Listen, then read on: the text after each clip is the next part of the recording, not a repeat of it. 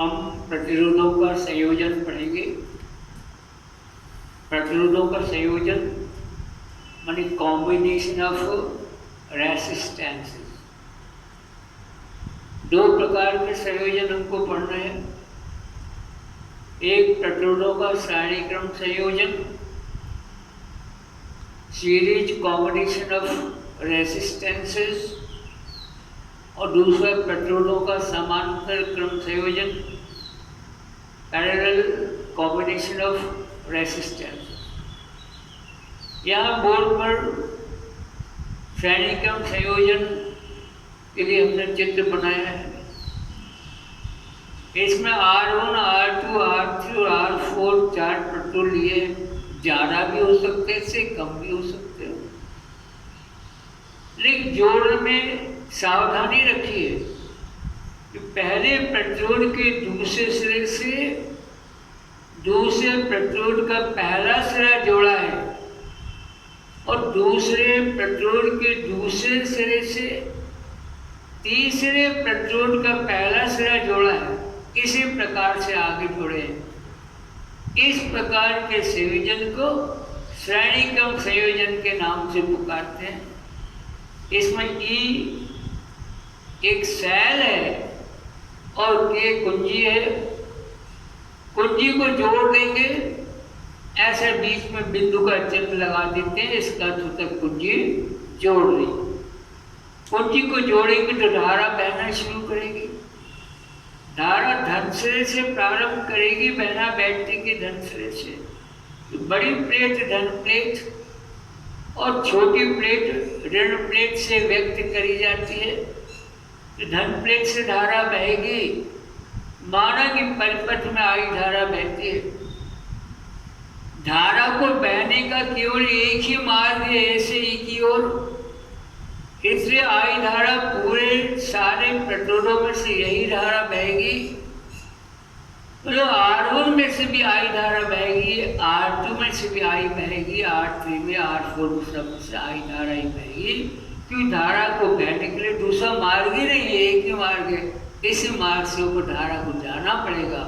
इसलिए प्रत्येक प्रतिरोध में होकर वही धारा आई प्रवाहित। अब R1 प्रतिरोध के सिरों को हमने A और B से व्यक्त करा है। R2 प्रतिरोध के सिरों को B और C से, R3 प्रतिरोध के सिरों को C और D से।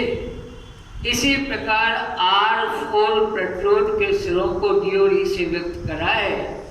तो A, B, C, D और E ये बिंदु, इनके विभव हम माने लेते हैं। इन बिंदुओं के विभव माना कि क्रमशः VA, B का विभव VB, C का VC, D का VD और E बिंदु का विभव VE है। E बिंदु का विभव VE है। तो हम देखिए ओम का नियम को हम इस्तेमाल करेंगे।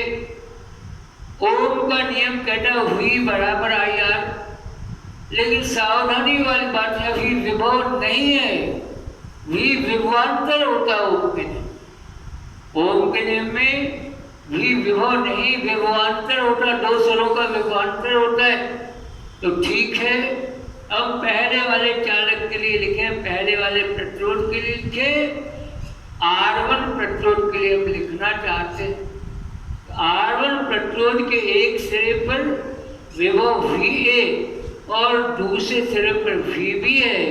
तो विभवांतर VA माइनस VB बराबर IR1 हो जाएगा। I के स्थान पर धारा I लिखेंगे और प्रतिरोध के स्थान पर R1 लिखेंगे। चलिए पहली समीकरण आ गई। ठीक इसी प्रकार से हम R2 प्रतिरोध के लिए भी लिख सकते हैं। इसके सिरों का विभवांतर VB माइनस VC हो जाएगा। तो VB माइनस VC बराबर धारा गुणित प्रतिरोध। धारा तो I ही बहना समझ से, लेकिन इसका प्रतिरोध R2 है। तो VB माइनस VC बराबर IR2 हो जाएगा। दूसरी समीकरण अब R3 प्रतिरोध के लिए इसी प्रकार से लिख सकते हैं। VC माइनस VD और बराबर IR3 और अंतिम प्रतिरोध के लिए भी VD माइनस VE और बराबर हम लिखेंगे IR4। ये 4 समीकरण थे, चारों को हम जोड़ देते, सादा जोड़ करते, जोड़ेंगे तो माइनस VB और प्लस VB के पद कट जाएंगे, माइनस VC प्लस VC का पद कट जाएगा, माइनस VD प्लस VD का पद कट जाएगा, शेष बचेगा VA माइनस VE जो यहाँ लिखा हुआ है। अब I सब में से कॉमन निकलता है, I कॉमन निकालेंगे तो संबंध आ जाएगा VA माइनस VE बराबर I और ब्रैकेट में R1 plus R2 plus R3 plus R4 और प्रतिरोध इसी प्रकार आगे भी लिख सकते।